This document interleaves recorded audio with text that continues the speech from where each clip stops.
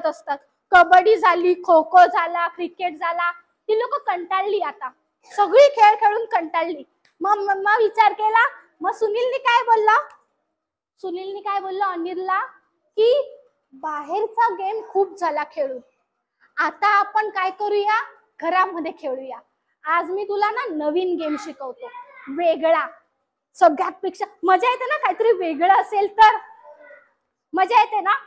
आज आपण काहीतरी वेगळा गेम खेळूया असं बोलून तो काय करतो, सुनील अनिलला त्याच्या अनिलला काय करतो, त्याच्या घरामध्ये घेऊन जातो आणि बोलतो, हा गेम ना कोणाला सांगायचा, हा सिक्रेट गेम आहे. कोणता गेम आहे? Secret game. कोणाला सांगतात का? सिक्रेट माहिती ना काय असतं? कोणाला सांगतो का? ते आपल्याच असतं ना. मग सुनील पण सांगतो त्याला, हा गेम काय आहे? सिक्रेट गेम आहे, कोणाला सांगायचं नाही. आणि अनिल खुश होतो, अरे बाबा आज नवीन गेम आहे, ठीक आहे मी नाही सांगणार कोणाला.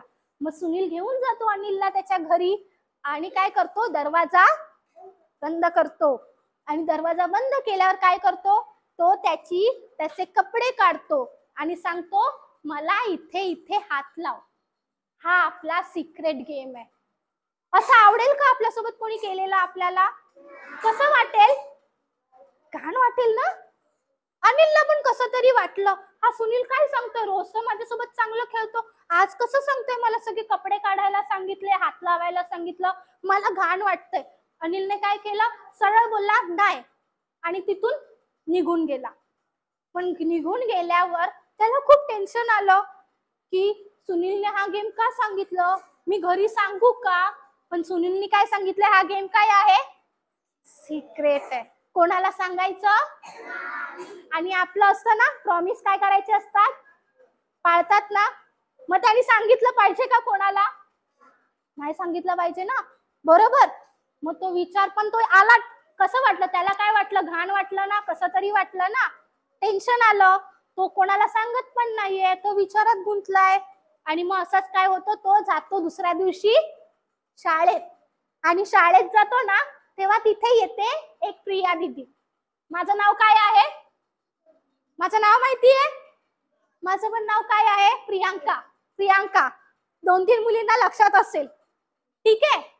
तर तशी दीदी येते आणि ती त्यांना शिकवते सेफ आणि अनसेफ टच बद्दल. सेफ टच म्हणजे काय, अनसेफ टच म्हणजे काय, आणि शिकवते त्यांना त्यांच्या प्रायव्हेट पार्ट्स बद्दल. प्रायव्हेट पार्ट कोणते कोणते असतात तुम्हाला? आता मला सांगा, आपलं शरीर आहे ना, काय काय शरीरावर? हे काय आहेत? त्याच्यानंतर हे काय आहे? हे काय आहे? हे काय आहे? त्याच्यानंतर शरीराच्या आतमध्ये पण खूप सारे पार्ट्स आहेत. काय काय असू शकतात? हा, मेंदू आहे ना, डोक्याच्या आतमध्ये काय आपला मेंदू. इथे काय आपला हृदय, बरोबर. आतडी कुठे असतात? पोटामध्ये, बरोबर. तसेच आपले शरीराचे खूप सारे भाग आहे. तशी आपली काय आहे इथे? छाती, बरोबर. आणि आता ही सगळी शरीराची भाग आहेत ना, मग यातली प्रायव्हेट भाग कोणते आपले, कसं का समजणार? तर सगळ्यात महत्वाचे आपले प्रायव्हेट पार्ट कोणते कोणते आहेत? तोंड, ओठ, बरोबर. अजून छाती, व्हेरी गुड. अजून पायाच्या मधला भाग, दोन्ही पायाच्या मधला भाग, आणि आपला बॅक, मागचा भाग, हे आपले काय आहेत? Private part. ह्या पार्ट्सला आपण कोणाला दाखवतो का? नाही, बरोबर.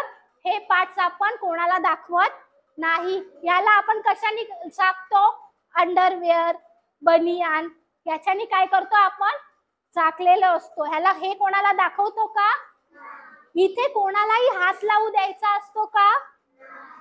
नाही. हे आपले प्रायव्हेट पार्ट आहे. आपलं शरीर आहे ना, कोणाला हात लावू द्यायचा नाही. आणि कोण जर लावायचा प्रयत्न केला तर आपण पुढे बघू आपण काय करू शकतो, बरोबर. कोणते कोणते प्रायव्हेट पार्ट आहेत आपले? आपली पायाच्या मधला भाग आणि आपला मागचा भाग, इथे कोणालाही हात लावू द्यायचा नाही. हे अनिलला समजलं आणि अनिल बोलला, अरे बापरे, हा तर मला तिथेच हात लावायला सांगत होता. म्हणजे तो काय करतो आहे, चुकीचा करतोय. आता सेफ टच कसा आणि अनसेफ टच कसा समजायचा आपल्याला. आता सगळे घरी जाता का, कधी कधी जाता ना.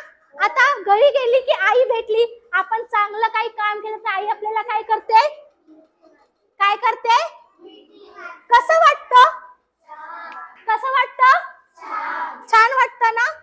मिठी मारली की शिक्षक आपल्याला शाबासकी देतात तेव्हा कसे वाटतं, म्हणजे त्यांचं टच केल्यावर आपल्याला कसं वाटतं, ज्या स्पर्शाने आपल्याला छान वाटतं, आपल्याला घाण नाही वाटत, तो स्पर्श काय आहे, सेफ टच. आणि कोणत्याही स्पर्शाने आपल्याला छान नाही वाटत, कसं तरी वाटतंय, मग तो फक्त इथे आहे का, आपल्या प्रायव्हेट पार्ट्सला टच केल्याने असेल का, नाही. कुठेही टच केल्यावर आपल्याला कसं तरी वाटतंय, ते काय आहे, अनसेफ टच, बॅड टच. तिथे सरळ काय करायचं, समजा कोणीतरी तुम्हाला असं हात लावला, असा, तुम्हाला कसं वाटेल, घाण वाटेल ना. मग तुम्ही काय कराल असा केला तर. एखादा व्यक्ती आहे तुम्हाला आतमध्ये कुठेतरी घेऊन गेलाय, असं सिक्रेट गेम सांगून कुठेतरी घेऊन गेलाय आणि त्यांनी असं टच केल्यावर तुम्ही काय करणार, काय करणार, त्यांना काय करायचं, सरळ काय करायचं, काय करायचं, मारायचं. सगळे काय करणार. आता मला सांगा, तुमच्या सोबत जे अनसेफ टच, तुम्हाला असं कुठे पण टच करताय किंवा तुम्हाला अनसेफ, तुम्हाला कसं तरी फील करवताय, तुम्हाला असुरक्षित फील करवतायत ना, ती लोक तुमच्यापेक्षा लहान असतील का, तुमच्यापेक्षा तुमच्या एवढे असतील का, केवढे असतील, तुमच्यापेक्षा. त्यांची ताकद कशी असेल, तुमच्यापेक्षा. जर तुम्ही त्यांना एक मारलं तर ते तुम्हाला काय करतील, दोन मारतील, तुम्ही पडलात खाली, मग तुम्ही वाचणार का, मग त्यांना मारलं पाहिजे का, मारायचं. काय करायचं आहे, तुमच्या सोबत जर असं कोणी करतंय, चुकीचा स्पर्श करतंय, तुम्हाला कसं तरी फील करवतंय, तुम्हाला त्रास देत आहे, तर अशा क्षणी काय करायचं, हे जे असतात ना, तुम्हाला असुरक्षित वाटतं असं करतात ना, ती लोक ना एक नंबरची घाबरट असतात. लक्षात ठेवा कायम, ती लोक ना एक नंबरची घाबरट असतात. का माहितीये, ती लोक काय सांगतात, हे सिक्रेट गेम आहे. सिक्रेट का सांगतात, कोणाला का नाही सांगायचं, कारण त्यांना भीती वाटते, जर कोणाला कळलं तर माझं काय होणार, सगळे मला येऊन शिक्षा करतील, भीती वाटते त्यांना, म्हणून ते आपल्याला काय सांगतात, कोणाला सांगायचं नाही. मग आपण काय करायचं, सगळ्यात पहिलं, ही आपली चूक आहे का, कोण आपल्याला चुकीचे स्पर्श करतात, ती आपली चूक आहे का, आपली चूक नाहीये. मग काय करायचं, असं जर कोण करत असेल, त्यांच्या समोर जाऊन त्यांच्या डोळ्यात डोळे घालून बघायचं, त्यांना घाबरायचं, त्यांच्या डोळ्यात डोळे घालून बघायचं आणि जोरात बोलायचं नाही. काय बोलायचं, नाही, मला हे आवडत नाही. काय बोलणार, किंवा इंग्लिश मध्ये जोरात बोलायचं, काय बोलायचं, नो. करेक्ट. काय बोलणार, नो. किती जोरात बोलणार, अजून किती जोरात, एवढासा आवाज, अजून जोरात, किती काय बोलणार, जोरात काय करायचं, आणि तिथून सरळ काय करायचं, पळून जायचं. काय करायचं, थांबायचं, पळून जायचं. सुरक्षित ठिकाणी जिथे खूप सारी लोक आहेत, आपले शिक्षक आहेत, आपले आई वडील किंवा आपल्या ओळखीचे लोक आहेत, तिकडे जायचं. बरोबर, आपल्या ओळखीच्या ठिकाणी जायचं.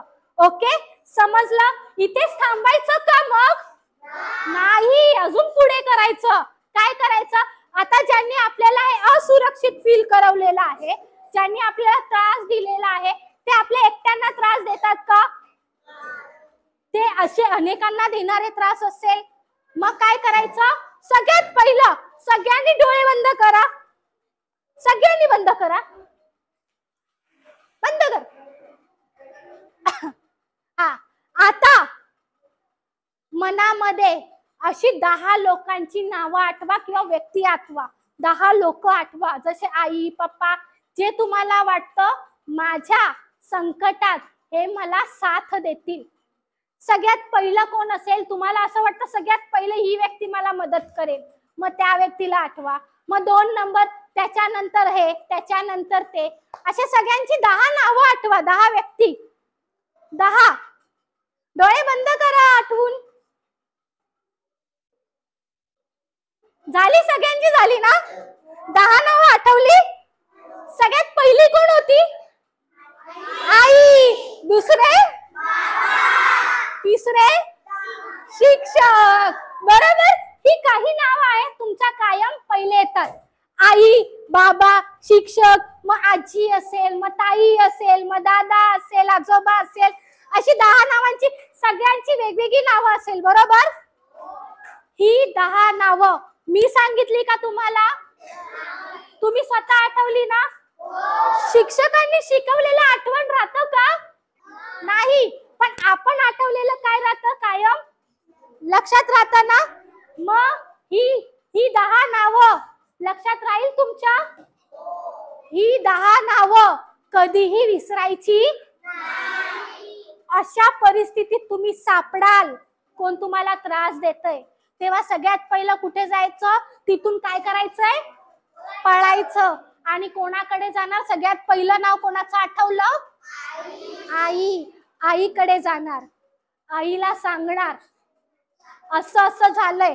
आता समजा आई ना कामात बिझी आहे किंवा आईने आपल्याकडे लक्ष नाही दिलं, आपल्या बोलण्याला एवढं महत्व नाही दिलं, मग तुम्ही शांत राहणार का? नाही. मग कोणाकडे जाणार? बाबाकडे. बाबांनी पण नाही ऐकलं, मग कोणाकडे जाणार? जोपर्यंत तुमचं कोणी ऐकत नाही तोपर्यंत सांगत राहायचं. जोपर्यंत तुमचं कोण ऐकत नाही आहे तोपर्यंत सांगत राहायचं. का माहितीये? जर आपण गप्प राहिलो, आपण शांत राहिलो, तर त्या व्यक्तीला काय वाटेल?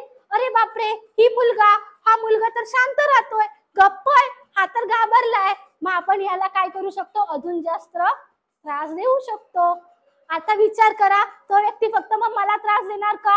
तो आपल्यासारख्या किती जणांना त्रास देत असेल. मग आपण एकदा जर सांगितलं, त्याला काय मिळणार? शिक्षा मिळणार. म्हणजे आपण फक्त आपल्याला वाचवणार आहोत का? आपल्या सोबत आपल्या जवळच्या लोकांना पण आपण काय करतोय? वाचवणार ना. मग जोपर्यंत आपलं कोण ऐकत नाही तोपर्यंत काय करायचं? सांगत राहायचं. आता समजा सगळ्यांना तुम्ही सांगितलं, सगळ्यांना, पण तुमचं कोणीच नाही ऐकलं, मग काय करणार? पोलिसला कसं सांगणार? कुठे जाणार? पोलीस स्टेशन मध्ये घेणार तुम्हाला डायरेक्ट? तुम्हाला जमणार? कधी कधी भीती वाटते ना पोलीस स्टेशनला जायला, पण भीती वाटते ना. कोणाला भीती वाटते? अरे बापरे, सगळ्यांना. पोलीस काय हे नाही, गुंडे नाही आहेत, आपले रक्षक आहेत ना, मग घाबरायचं त्यांना नाही, आपले संरक्षक आहेत. पण तरी भीती वाटते थोडी. मग काय करणार? आता ज्यांना भीती वाटते ते काय करणार? नंबर लक्षात ठेवा. 112 काय आहे? 112. हा नंबर कायम लक्षात ठेवा. जेव्हा आपलं कोणीच ऐकत नाहीये, जेव्हा कोणच ऐकत नाहीये ना, तेव्हा काय करायचं? या नंबरवर फोन करायचा. फोन करायचा. आता मला सांगा, घरी गेल्यावर तुम्ही फोन करणार का या नंबरवर? करायचा नाही. का माहितीये? का माहितीये? कारण की कोणत्या तरी मुलाला त्या नंबरची गरज असेल आणि तुम्ही आता फोन कराल, त्या मुलांनी फोन केल्यावर तो फोन काय येणार? एंगेज येणार. त्याचा फोन लागणार नाही. मग आपल्यामुळे कोणतरी अडकणार. बरोबर ना? म्हणून जेव्हा गरज असेल तेव्हाच काय करायचा? फोन करायचा. चेक करायला फोन नका करू हा की हा नंबर चालू आहे का. 24 तास फोन नंबर काय असतो, चालू असतो. पण कधी करणार, जेव्हा तुम्ही जी 10 नावं आठवलीत ना, त्यातल्या कोणीच तुम्हाला मदत केली नाही तेव्हा, तोपर्यंत काय करायचंय, आपल्या जवळच्या लोकांना सांगायचंय, मदत घेत राहायची. बरोबर, चालेल. समजलं का सगळ्यांना? मला सांगा, प्रायव्हेट पार्ट कोणते कोणते आहेत? ओठ, आपली बॅक आणि आपल्या पायाच्या मधला भाग. इथे कोणालाही टच करू द्यायचं का? कोणाला बघू द्यायचं? बरोबर. आता मी एक उदाहरण देऊ तुम्हाला. डॉक्टर कडे जाता का सगळे? जाता? डॉक्टर इंजेक्शन देतात का? कुठे देतात? कुठे देतात? आता डॉक्टरला इंजेक्शन द्यायला सांगणार की नाही? हो की नाही? हात लावू द्यायचं तिकडे. मी तर बोलली प्रायव्हेट आहे ना, हात नाही लावायला द्यायचा. मग काय करणार? डॉक्टर तर हात लावतोय, काय करणार? लावू देणार की नाही? हो की नाही? हो नाही? हो की नाही? लक्षात ठेवा, डॉक्टर कडे जेव्हाही जाल तेव्हा सोबत आपली, जर आश्रम शाळेत असेल तर आपले शिक्षक आपल्या सोबत पाहिजे, आणि जर घरी असाल तर आपले आई वडील आपल्या सोबत पाहिजे. तरच डॉक्टर कडे आपण काय करायचं, चेकअप करायचं. आपल्या सोबत आई वडील किंवा आपले शिक्षक असायला पाहिजे, तेव्हा ते काय करायचं, चेकअप करू द्यायचं. एकटं जायचं, कारण की ते आपल्याला बरं करण्यासाठी चेक करणार आहे ना. इंजेक्शन पण आपल्याला बरं करण्यासाठी देणार आहे, मग औषध तर आपल्यासाठी गरजेचं आहे, मग ते चालेल. बाकी कोणीही स्पर्श केलेला चालणार. आता पहिली मध्ये कोण कोण आहे? आंघोळ स्वतःच करता? हा, हुशार शाणी झाली मुलं. हा, स्वतःच करता ना सगळी?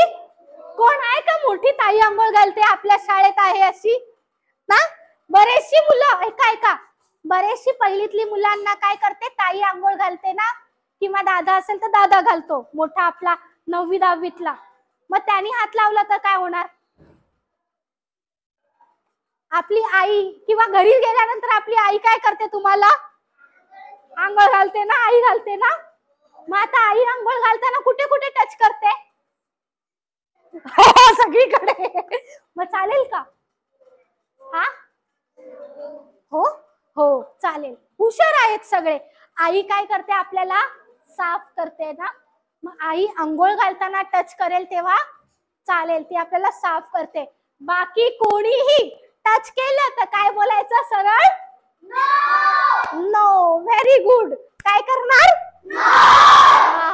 आणि बाकी वेळेस तुम्ही स्वतःची काळजी घ्या. लक्षात राहिलं ना सगळ्यांना?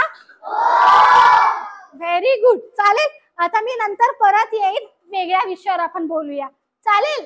ठीक आहे. Bye bye. आयुष्यभर आयुष्यावरती लक्षात ठेवायचे तुम्ही, कळलं? आणि तुम्ही एवढे सक्षम व्हा की आपल्याला कोणी टच करता कामा नाही, त्याच्याशी फाईट केलं पाहिजे, कळलं? मुलींनी तर अजिबात टच करून द्यायचं नाही कोणाला, कळलं?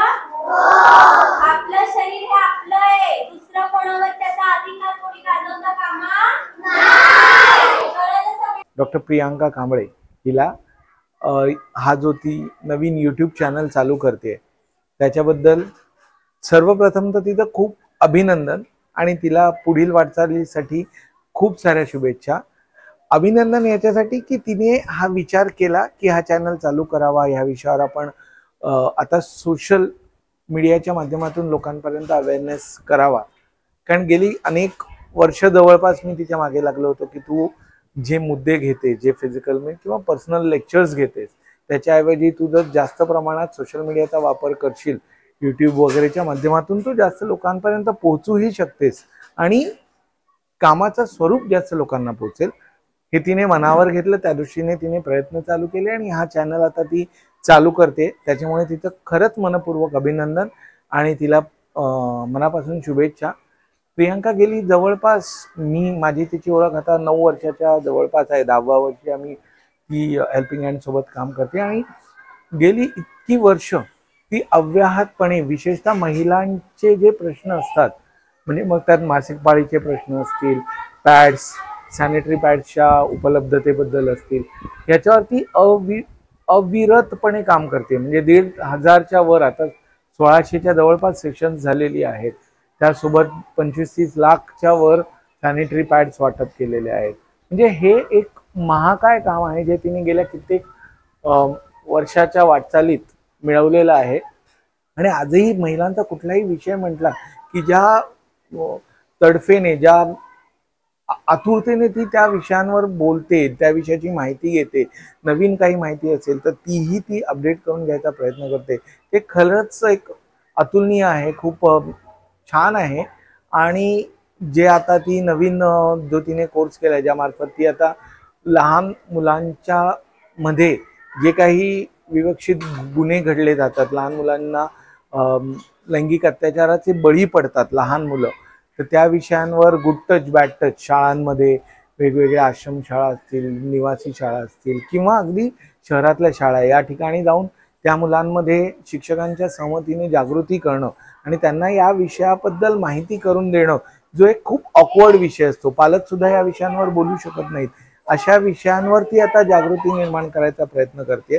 आणि त्याचसोबत जी सुरुवात तिने केली होती की सॅनिटरी पॅड्स वापरा, इकडनं जी सुरुवात केलेली, त्याचसोबत आता महिलांच्या आरोग्याच्या बाबत असलेले विविध प्रश्न आणि आजार, हे तिने विषय सुरुवात केलेला आहे. तिला या विषयावर सध्या काहीच महिन्यापूर्वी बोस्टन युनिव्हर्सिटीची डॉक्टरेट सुद्धा मिळालेली आहे, जे खूप एक फॅन्टास्टिक गोष्ट आहे. आणि तिला असंच तिचं कार्य पुढे चालत राहो, तिला अजून तिने यामार्फत जास्तीत जास्त लोकांपर्यंत पोहोचावं, हा मी तिला शुभेच्छा देतो. आणि त्याचबरोबर आपल्या सर्वांना अगदी मनापासून विनंती करेन की आपण सगळेच जण यूट्यूब चॅनल्स बघत असतो, वेगवेगळे गाण्याचे चॅनल्स असतील, पिक्चर्स असतील किंवा इतर चॅनल्स असतील, पण त्याचसोबत जर प्रियांकाचा हा जो चॅनल आहे हा आपल्या मित्रमंडळींना, आपल्या परिवारात, आपल्या ओळखीच्या लोकांमध्ये रिकमेंड केलात आणि त्यांना जर याबाबतची जागृती घडवून आणलीत तर नक्कीच एक खूप मोठं काम होईल. ती एक सोशल बेनिफिट सुद्धा असेल आणि प्रियांकासाठी सुद्धा जास्तीत जास्त लोकांपर्यंत पोहोचायची ती एक संधी असेल. धन्यवाद. नमस्कार, मी अंजली गोविंद बांगर, आश्रमशाळा बाबरे इथली सुप्रिडियन अध्यक्षिका. आपल्याकडे डॉक्टर कांबळे मॅडम येतात, त्यांनी बऱ्याच प्रकारचे सेक्शन घेतले. त्याच्यामध्ये मुलींना मोटिवेशन करणं, मुलींना समुपदेशन करणं, मासिक समस्यांबद्दल समुपदेश करणं, अशा बऱ्याच प्रकारचे लेक्चर घेतले. Good touch and bad touch. Good touch ज्या प्रकारे त्यांच्या एखाद्या गोष्टीच्या स्वरूपामध्ये लहान मुलांपर्यंत आणि मोठ्या मुलींपर्यंत ज्या गोष्टी आपण बोलू शकत नाही, जे आपण कम्युनिकेशन करू शकत नाही, ते क्लिअरपणे त्यांच्यापर्यंत कसं काय पोहोचवावं हे त्यांच्याकडनं शिकावं. आणि माझ्या शाळेमध्ये जेव्हा त्या येतात, ज्या प्रकारे त्या मुला मुलींशी कम्युनिकेशन करतात, त्यावेळेस सगळे मुलं मुली कालांतराने का होईना, त्यांच्यात थोडा का होईना प्रभाव आणि बदल होत जातो. आपलं संरक्षण आपण कशा पद्धतीने केलं पाहिजे हे त्यांनी दिलेल्या मार्गदर्शनाप्रमाणे मुलं सहकार्य करतात. आम्ही आज शाळेमध्ये आलेलो आहोत आणि कोणत्याही शाळेत काही करण्यासाठी 2 गोष्टी खूप जास्त गरजेचं आहे. तो म्हणजे शिक्षकांचा सपोर्ट आणि दुसरं म्हणजे सगळ्यात मुख्यत्वे करून आमच्या विद्यार्थ्यांचा सपोर्ट. सो या 2 सपोर्ट जर शिक्षकांनी स्वीकारलं तर विद्यार्थ्यांनी आम्हाला स्वीकारणं तितकंच गरजेचं आहे. आणि आज मी हा व्हिडिओ बनवत असताना या मुलांनी इतका उत्साहाने माझ्यासोबत व्हिडिओ बनवण्याची तयारी दर्शवली, त्यासाठी मी त्यांची खूप खूप आभारी आहे. आणि जे काही मी यांच्यासोबत काम करते, सेशन्स किंवा काही वस्तू देताना ज्या लक्षपूर्वक ते ऐकतात आणि शिक्षकांमार्फत कळतं की ते अंमलात देखील आणण्याचा प्रयत्न करतात आणि त्यांनी तो केला पाहिजे. कारण जे काही गोष्टी आपण शिकतोय ते फक्त इथे नाही ठेवायचं, हे कायम आमचं चालतं. ते इथे फक्त इथे नाही ठेवायचंय, तर ती अंमलात आणायचंय आणि ती प्रयत्न करत असतात. तर सगळ्यांचे खूप खूप धन्यवाद. आणि सर्वांनी स्वतःच्या आरोग्याची काय करायची, योग्य काळजी घ्यायची आहे.